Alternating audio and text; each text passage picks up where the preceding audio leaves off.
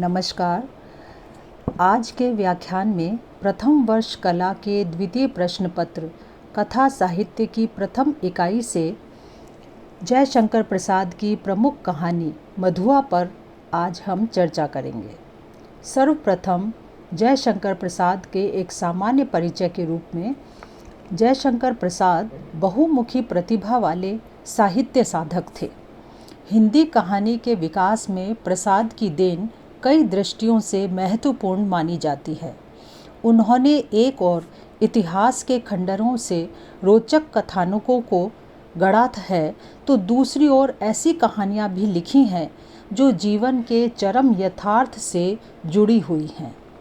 पहली प्रकार की कहानियों में ममता, पुरस्कार और आकाशदीप को लिया जा सकता है और दूसरी प्रकार की कहानियों में छोटा जादूगर, गुंडा और मधुआ की गणना की जा सकती है।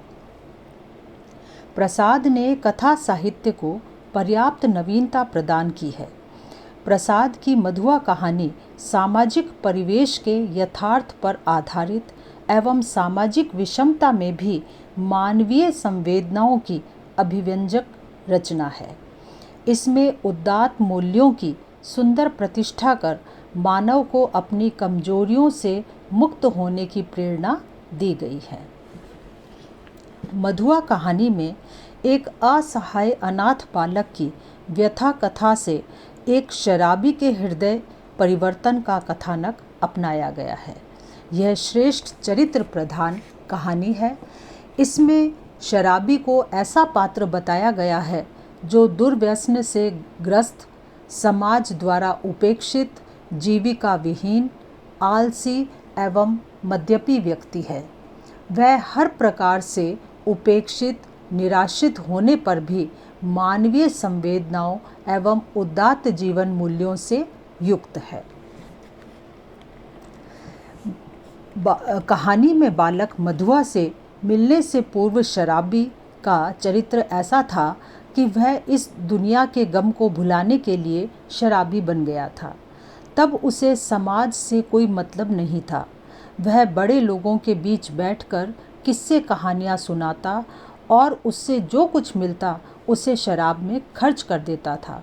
परंतु शराबी को जब असहाय बालक मधुआ मिला तो उसके रुदन एवं बेबसी को देखकर उसमें ममत्व का भाव जागृत हो गया।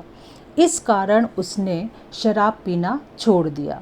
तब उसने अपना पुराना काम प्रारंभ करने का निश्चय किया और अपनी सान देने की कल यानी मशीन लाकर वह मधुआ के साथ फेरी लगाकर काम करने लगा। वह पहले निठल्ला रहता था, निरुद्देश्य घूमता रहता था और शराब पीकर अपना मन बहलाता था। परंतु अब मधुआ के कारण वह उद्यमी, श्रमनिष्ठा से नियमित जीवन जीने वाला और सद्ग्रस्त बन गया था। अब वह आलसी, अकर्मण्य, गप्पी और कोरा स्वार्थी न बनकर कर्मण्य, मानवीय संवेदना, दया, करुणा आदि से युक्त होकर परोपकारी चरित्र वाला बन गया था। मधुआ कहानी का उद्देश्य जहाँ उच्च वर्ग के आडंबरपूर्ण और शोषक व्यवहार पर प्रकाश डालना है, वहीं अकर्मण्य एवं शराबी व्यक्ति का एक सुकुमार बालक के संपर्क में आते ही शराब को सदैव के लिए त्याग देना, कर्मठ, कर्तव्यनिष्ठ एवं त्यागपूर्ण जीवन अपनाने वाला निरूपित करना है। इस तरह हृदय परिवर्तन की मनोरम झांकी अंकित कर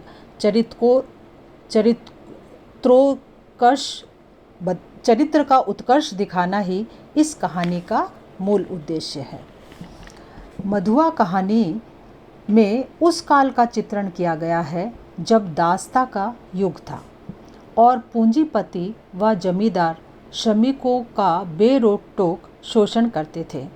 वर्तमान में यह स्थिति इतनी विकराल नहीं है।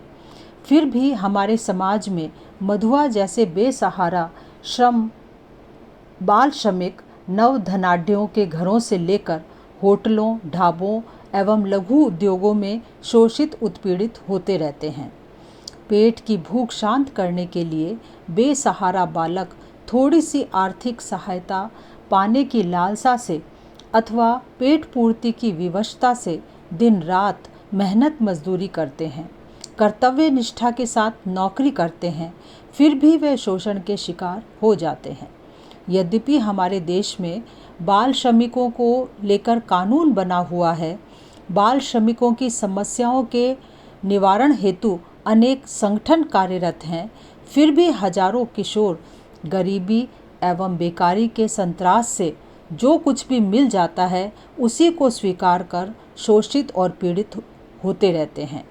बेसहारा किशोरों की ऐसी दुर्दशा वस्तुतः हमारे समाज पर एक बहुत बड़ा कलंक है, परंतु फिर भी इस समस्या के समाधान के लिए कुछ उपाय किए जा सकते हैं, जिनमें पहला कि बाल श्रमिकों का नियोजन करने वालों को दंडित किया जाए। एक उपाय किया जा सकता है कि बाल श्रमिक निरोध कानून का सख्ती से पालन कराया जाए।